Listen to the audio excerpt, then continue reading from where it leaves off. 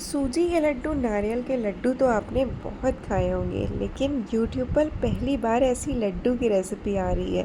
Hello everyone, welcome back to दादी का खजाना। आज की जो लड्डू की रेसिपी है वो बहुत ही डिफरेंट है और बहुत ज़्यादा टेस्टी है। तो वीडियो बिना स्किप किए पूरा ज़रूर देखें और मैं आपको इस लड्डू को तोड़ के दिखाती हूँ कि कितनी सॉफ्ट और मुंह में घुल जाने वाली ये लड्डू बनती है और बहुत ज़्यादा टेस्टी। तो वीडियो बिना स्किप किए पूरा ज़रूर देखें और देखें कि इस लड्डू को हमें बनाना कैसे है। और इसकी बहुत ख़ास बात कि ये लड्डू जल्दी ख़राब नहीं होती। तो मेज़रमेंट पूरा ज़रूर देखें। तो कढ़ाई पे मैंने ले लिया है घी, और ये घी जो है ये पौन कटोरी जितनी घी है। और मैंने इसी कढ़ाई में, इसी घी में मैंने चूरमा लड्डू बनाए थे। तो इसलिए ये थोड़ी सी जली जली सी दिख रही होगी आपको। तो यहाँ पर आप देख रहे हैं मैंने 1 कटोरी सूजी लिया है, और जो परफेक्ट इसका जो मेज़रमेंट है वो तो मैं आपको वीडियो में बता ही रही हूँ, और साथ में मैंने नीचे आपको डिस्क्रिप्शन में भी मेज़रमेंट इसका दे दिया है। तो जो घी की जो क्वांटिटी है वो इतनी रहेगी। आपको ज़रूरी नहीं है कि आप एकदम मेज़रमेंट करके ही लें। घी की जो क्वांटिटी है वो इतनी रहेगी, जैसे सूजी आप देख रहे हैं ना कि सूजी के ऊपर बहुत अच्छा लेयर है घी का। बस ऐसे ही घी का लेयर होना चाहिए, इतना आपको घी लेना है। वैसे जो मेज़रमेंट है वो 1 कटोरी सूजी के लिए आपको पौन कटोरी, आधी कटोरी से पौन कटोरी जितनी घी लगती है। और इसके साथ ही मैंने 1 कटोरी नारियल का बुरादा डाला है। और सूजी को हमें एकदम लो फ्लेम में सेकना है, बहुत ज़्यादा कलर चेंज होने तक, ब्राउन कलर आने तक नहीं सेकना है। सूजी अच्छे से सिकनी चाहिए लेकिन कलर ब्राउन नहीं होना चाहिए, इसलिए लो फ्लेम में हमें इसे भूनना है। और टाइम थोड़ा सा लग जाता है, लेकिन जो नारियल का जो लड्डू है, जो नारियल और सूजी का जो कॉम्बिनेशन है वो इतना टेस्टी बनता है। और इसकी स्टफिंग तो आप पूछे ही मत, मुंह में घुल जाने वाली स्टफिंग, बहुत ही डिफरेंट लड्डू है। तो वीडियो आप लोग पूरा ज़रूर देखें। तो सूजी भूनने के बाद मैंने नारियल का बुरादा डाला है, वो भी अच्छे से भून गया है, और मैंने इन सारी चीज़ों को एक प्लेट में ट्रांसफ़र कर लिया है। अब इसी कढ़ाई में जितना हमने सूजी लिया है, जिस कटोरी से मेज़रमेंट करके हमने सूजी और नारियल का बुरादा लिया है 1-1 कटोरी, उतना ही 1 कटोरी हमें इसमें डाल देना है शक्कर।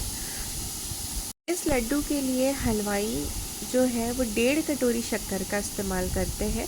और उसी कटोरी से आप देख रहे हैं मैंने आधी कटोरी जितनी पानी डाली है। तो आधी कटोरी से थोड़ा ऊपर मैंने पानी डाल दिया है, और मतलब जितना शक्कर आप ले रहे हैं उसका आधा आपको पानी डाल देना है। और अब शक्कर को अच्छे से मेल्ट होने देंगे और इसकी चाशनी रेडी करेंगे। तो इसमें बहुत इम्पॉर्टेंट है चाशनी की कंसिस्टेंसी। और यहाँ पर मैं स्टफिंग भी रेडी कर रही हूँ। तो आधी कटोरी शक्कर मैंने स्टफिंग के लिए डाल दी है मिक्सचर जार में, और आगे का प्रोसेस मैं आपको बताऊंगी। तब तक हम पहले चाशनी देख लेते हैं। तो जो चाशनी है आप देख रहे हैं कि बहुत अच्छे से बॉईल हो रही है, बहुत अच्छे से पक रही है, और इसकी जो कंसिस्टेंसी है वो एक तार वाली चाशनी की होनी चाहिए, मतलब बहुत ज़्यादा गाढ़ी नहीं और बहुत ज़्यादा पतली नहीं। तो जब आप अच्छे से शक्कर को पकाएंगे तो जो चाशनी तैयार होगी, उस चाशनी से बनी मिठाई जल्दी ख़राब नहीं होती है।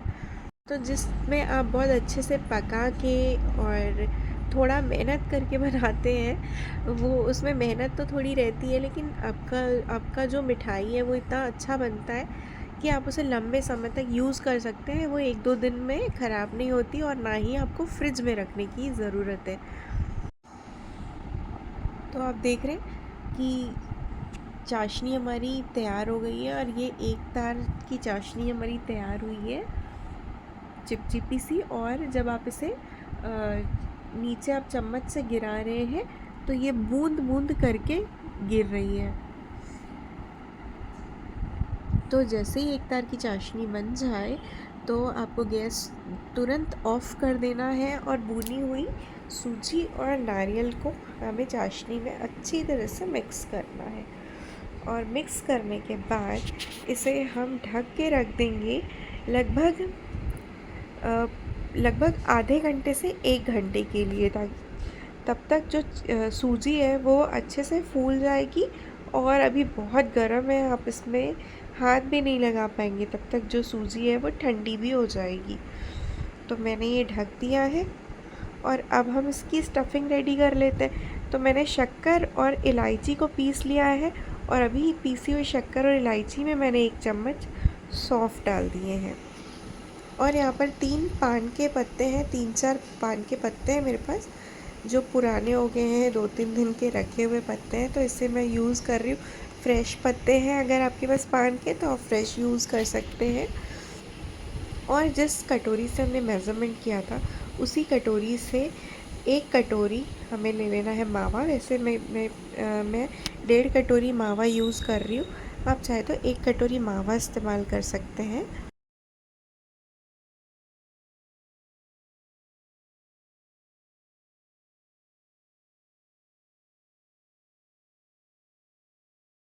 ये मावा होममेड है, इसलिए इसमें मलाई बहुत ज़्यादा है, इसलिए मैं इसे मिक्सर जार में डाल रही हूँ।